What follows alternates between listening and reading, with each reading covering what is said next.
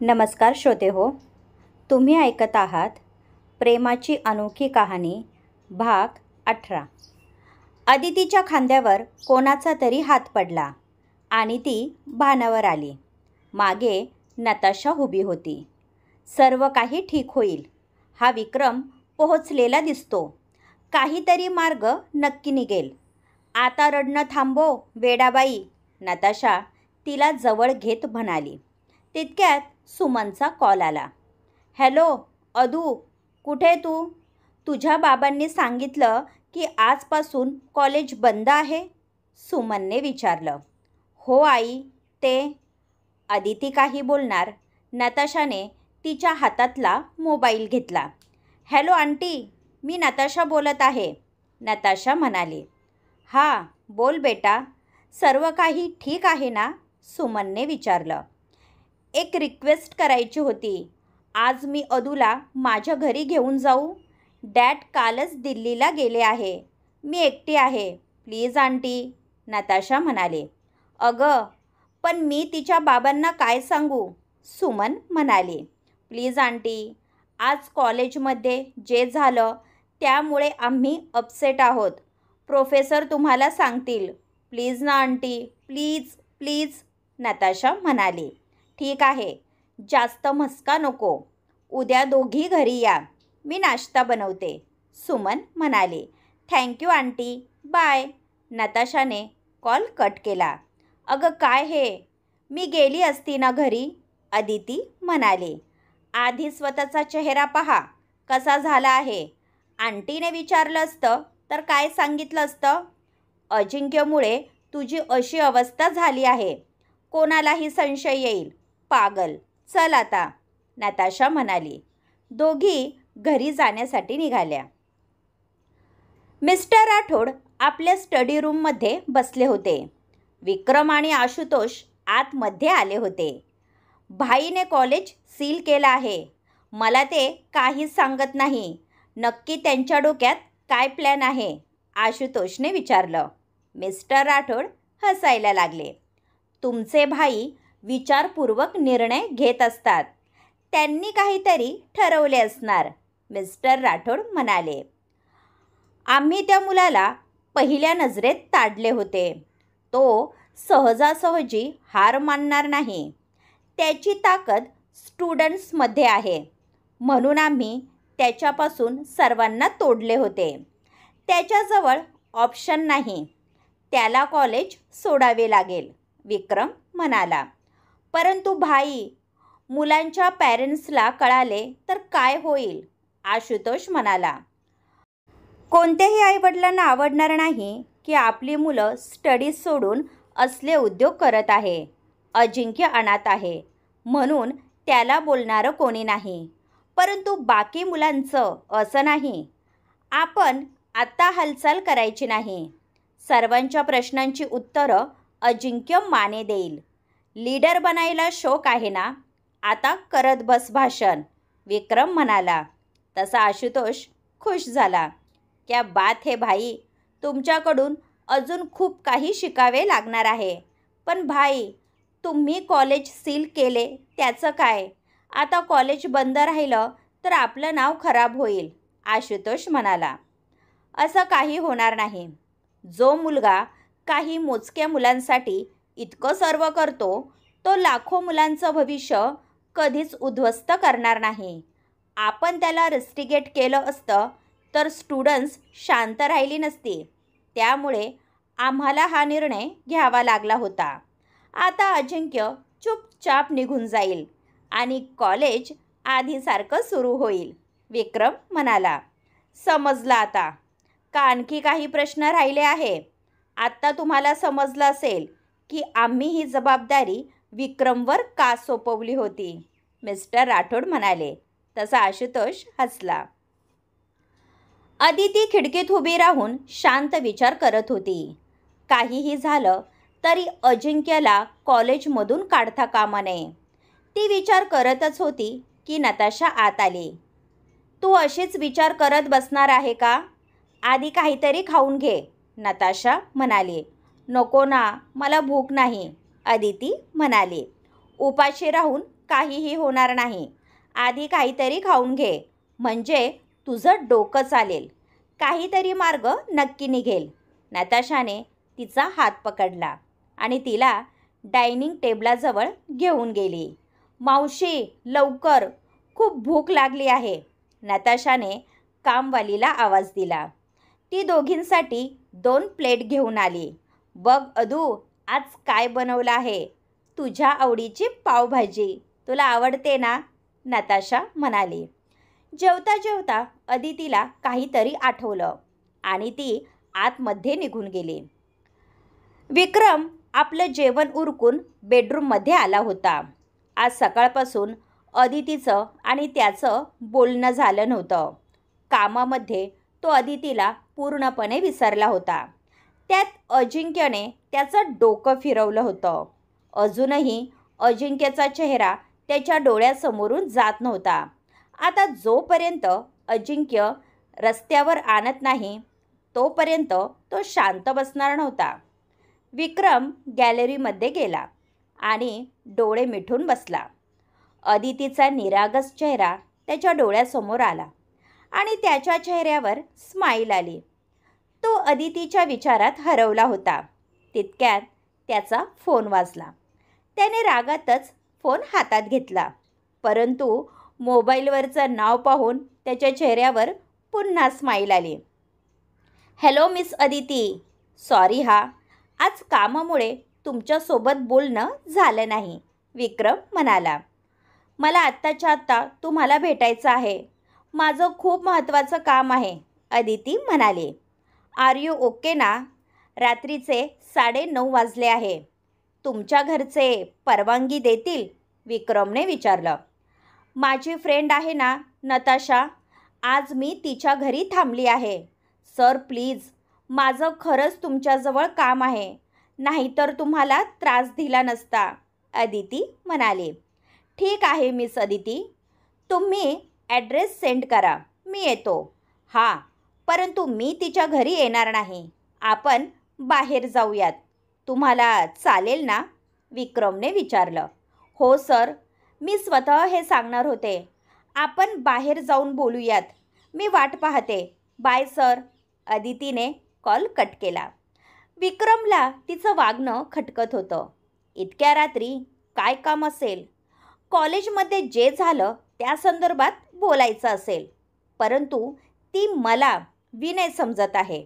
तरीही ती आमची मदत का मागत असेल? विक्रम विचार करत होता. विक्रमच्या मोबाईलची ट्यून वाजली. अदितीने ॲड्रेस सेंड केला होता. काहीही कारण असले तरी आज अदिती भेटणार हा विचार त्याच्यासाठी सुखद होता. विक्रमला कधी एकदा तिला भेटतो असं झालं होतं.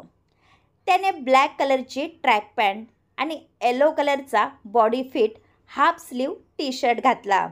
अंगावर उच्च प्रतीचा सेंट फवारला. केस नीट केले आणि जाण्यासाठी निघाला. त्याला काहीतरी आठवलं म्हणून तो मागे फिरला. शालिनी बेडरूममध्ये होती. जे झालं त्याचं तिला खूप वाईट वाटत होतं. रडून रडून तिचे डोळे सुजले होते. अजिंक्यवर ती मनापासून प्रेम करत होती. मनात अजिंक्यचा विचार आला आणि तिचं काळीज पिळवटून निघालं. आता अजिंक्यचं वकील बनायचं स्वप्न कसं पूर्ण होणार हाच विचार तिला सतावत होता. दारावर टकटक झाली आणि शालिनी आपल्या विचारांतून बाहेर आली. भाई, तुम्ही या ना, काही काम होतं का? शालिनीने विचारलं. तुझ्या गाडीची चावी हवी होती. तुझे डोळे का लाल झाले आहेत? विक्रमने विचारलं. ओ ते होय, फेसवॉश डोळ्यात गेला असेल, शालिनी म्हणाली आणि विक्रमच्या हातात गाडीची चावी दिली. काळजी घे. विक्रम बाहेर गेला. आज तो खूप खुश दिसत होता. हे शालिनीने ताडले होते. भाई, माझी गाडी का घेऊन गेले असतील? ते स्वतःची कार सोडून कधीच कोणाची कार ड्राईव्ह करत नाही, शालिनी विचार करत होती. विक्रमने कार स्टार्ट केली आणि अदितीला भेटण्यासाठी निघाला. आज पहिल्यांदा तिने स्वतःहून भेटायला बोलावलं होतं. तो आज काहीतरी वेगळं फील करत होता. आजच तिला खरं सांगावं आणि प्रपोज करावं असं त्याचं अंतर्मन त्याला सांगत होतं. त्याला अदितीची ओढ लागली होती. तिने दिलेल्या ॲड्रेसवर त्याने गाडी थांबवली आणि गाडीतून बाहेर आला. गाडी एका मोठ्या बिल्डिंगसमोर थांबली होती. विक्रमने अदितीला कॉल केला. विक्रम आला आहे हे अदितीला समजलं होतं. तिने मी आलेच असा मेसेज केला. माझं एक महत्त्वाचं काम आहे, मी थोड्या वेळाने येते, अदिती म्हणाले. तुला वेड लागला आहे का? रात्रीचे 10 वाजले आहे. इतक्या रात्री तुझं काय काम आहे? तो बॉयफ्रेंडला भेटायला चालली आहे का? नताशाने विचारलं. झालं तुझं बोलून? प्रत्येक सिच्युएशनमध्ये तुला मस्ती सुचत असते. मी तुला नंतर सांगते. प्लीज मला जाऊ दे, प्लीज, अदिती म्हणाली. हे बघ अदू, तू माझी रिस्पॉन्सिबिलिटी आहे. सो जे काही करशील ते जपून कर. तुझे बाबा कसे आहेत हे माहीत आहे ना तुला? नताशा म्हणाली. हो ग माझी आई, आता मी निघते, बाय. अदिती जाण्यासाठी निघाली. विक्रम तिची वाटच पाहत होता. त्याला अदिती आपल्या दिशेने येताना दिसली आणि तो पाहतच राहिला. त्याच्या हृदयाचे ठोके जलद झाले होते. त्याची अदितीवरून नजर हटत नव्हती. इतकी ती सुंदर दिसत होती. आत्ता तिला घट्ट मिठीत घेऊन तिच्या ओठांवर किस करावं असं त्याला वाटत होतं. अदिती नताशाच्या घरी आली होती तेव्हा तिने वॉश घेतला होता. त्या दिवशी नताशाने दिलेला स्काय ब्ल्यू कलरचा घेरदार वनपीस तिने घातला होता, जो तिच्या शरीराला पूर्णपणे चिपकला होता. बलून स्लीवमुळे ती आणखीनच गोड दिसत होती. तिने पूर्ण केस एकत्र करून वरती क्लचने बांधले होते. चेहऱ्यावर मेकअप नसतानाही ती खूप सुंदर दिसत होती. आज विक्रमने तिला निरखून पाहिलं होतं. तिचे ओठ नॅचरली पिंक होते. डोळे काळेशार आणि रेखीव होते, ज्याला काजळ आणि आयलायनरची गरज नव्हती. गोरा वर्ण आणि टोमॅटोसारखे गुलाबी गाल. आजपर्यंत जेव्हा कधी तिची विक्रमसोबत भेट झाली होती, तिने लूज ड्रेस घातले होते आणि त्यावर ओढणी होती. म्हणून तिचं प्रमाणबद्ध शरीर, घाटदार अवयव त्याच्या दृष्टीस पडले नव्हते. म्हणून आज तो तिचं सौंदर्य डोळ्यात साठवत होता. एखाद्या अप्सरेला लाजवेल इतकी ती सुंदर दिसत होती. सर, सर, अदितीने दोनदा आवाज दिला. तरीही विक्रम तिलाच एकटक पाहत होता. सर, काय झालं? तुमचं लक्ष कुठे आहे? अदितीने त्याला हलवलं. तसा तो भानावर आला. हा मिस अदिती, केव्हा आलात तुम्ही? विक्रम तिच्या डोळ्यात एकटक पाहत म्हणाला. सर, मी केव्हाच आली आहे, तुम्ही लक्ष दिलं नाही, अदिती म्हणाली. काय? मी लक्ष दिलं नाही? इतका वेळ मी लक्षच देत होतो, विक्रम म्हणाला आणि अदितीने त्याच्याकडे पाहिलं. उशीर होत आहे, आपण निघूयात. विक्रमने फ्रंट साईडचा दरवाजा उघडला. अदितीला खूप ऑकवर्ड फील होत होतं, परंतु तिचा नाईलाज होता. अदिती गाडीत बसली. विक्रमही ड्रायव्हिंग सीटवर बसला व गाडी स्टार्ट केली. आपण कुठे जाणार आहोत तुम्ही सांगितलं नाही, अदिती म्हणाली. डोंट वरी अदिती, माझ्यावर ट्रस्ट आहे ना, विक्रमने विचारलं. हो सर, ट्रस्ट आहे, म्हणून मी तुमच्यासोबत आली आहे, अदिती म्हणाली. विक्रम हसला. तिचा आपल्यावर विश्वास आहे हे ऐकून तो मनातून सुखावला होता. आज अदिती अपसेट वाटत होती. आय थिंक आज कॉलेजमध्ये जे झालं त्यामुळे असेल, विक्रमच्या मनात विचार आला. दोघेही शांत होते. विक्रमने म्युझिक ऑन केलं. तसा शांततेचा भंग झाला. सॉफ्ट आवाजमध्ये गाणं चालू होतं, त्यामुळे वातावरण रोमॅन्टिक झालं होतं. विक्रम काचेतून अदितीला पाहत होता. तिने डोकं सीटला टेकवलं आणि डोळे बंद करून घेतले. तिच्या मनात फक्त अजिंक्यचे विचार येत होते. विक्रमची नजर तिच्यावर होती. त्याची नजर तिच्यावरून हटत नव्हती. हीच वेळ आहे. आज मी अदितीला प्रपोज करूनच टाकतो. विक्रमला धीर धरवत नव्हता.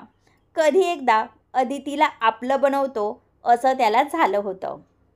विक्रमची गाडी एका आलिशान हॉटेल बाहेर थांबली. अदिती अजूनही डोळे मिटून पडली होती. झोपेतही ती खूप क्यूट दिसत होती. अगदी निरागस. तिला किस करण्याचा मोह त्याला झाला होता. तिच्या गुलाबी नाजूक ओठांवर त्याची नजर खेळली होती. अदिती, मिस अदिती. विक्रमने हलकेच तिच्या खांद्याला स्पर्श केला. हा सर, आपण कुठे आलो आहोत? अदितीने विचारलं. आधी खाली उतरा, त्यानंतर सांगतो. अदिती उतरली. तिने समोर पाहिलं. एका मोठ्या आलिशान हॉटेलसमोर गाडी थांबली होती. विक्रम पण गाडीतून बाहेर आला होता. चला अदिती, आपण आत जाऊयात, विक्रम म्हणाला. नाही सर, इथे नको. मला भूक नाही. मी येताना पावभाजी खाल्ली होती. सर, तुम्हाला भूक लागली असेल तर आपण एखादं छोटे हॉटेल पाहूयात ना. हे खूप महाग असेल, अदिती निरागसपणे म्हणाली. विक्रमला स्वतःचं हसू कंट्रोल होत नव्हतं. मिस अदिती, आपण जेवायला आलेलो नाही. तुम्हाला महत्त्वाचं बोलायचं आहे ना. हे माझ्या मित्राचं हॉटेल आहे. आतमध्ये गार्डन आहे. आपण आरामात बसून बोलूयात, विक्रम म्हणाला. अदिती त्याच्यासोबत निघाली. हॉटेल खूप आलिशान होतं. विक्रमने त्याचं कार्ड मॅनेजरला दाखवलं. तसा तो अदबीने दोघांना आतमध्ये घेऊन गेला. लॉबीच्या मागे खूप मोठं सुंदर असं गार्डन होतं. विक्रमने आधीच कॉल करून गार्डन पूर्ण रिकामं करायला सांगितलं होतं, कारण त्याला अदितीसोबत एकांत हवा होता. अदिती हाताची घडी घालून शांत उभी होती. आता बोलायची वेळ आली होती, परंतु सुरुवात कुठून करायची हे समजत नव्हतं. विक्रमचं संपूर्ण लक्ष तिच्यावर होतं. तिला कायम डोळ्यात साठवून ठेवावं असं त्याला वाटत होतं. रात्रीच्या प्रकाशात तिची गोरी काया चमकत होती. आजपर्यंत विक्रमने कितीतरी मुली पाहिल्या असतील, परंतु अदितीसारखी नॅचरल ब्युटी तो पहिल्यांदा पाहत होता. मिस अदिती, तुम्हाला बोलायचं होतं ना, विक्रम म्हणाला. अदितीची तंद्री भंग पावली. तिने त्याच्या दिशेला मान वळवली आणि विक्रमच्या डोळ्यात पाहिलं.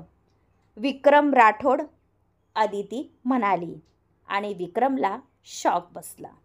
क्रमश पुढील पार्ट ऐकण्यासाठी चॅनलला सबस्क्राईब करा. धन्यवाद.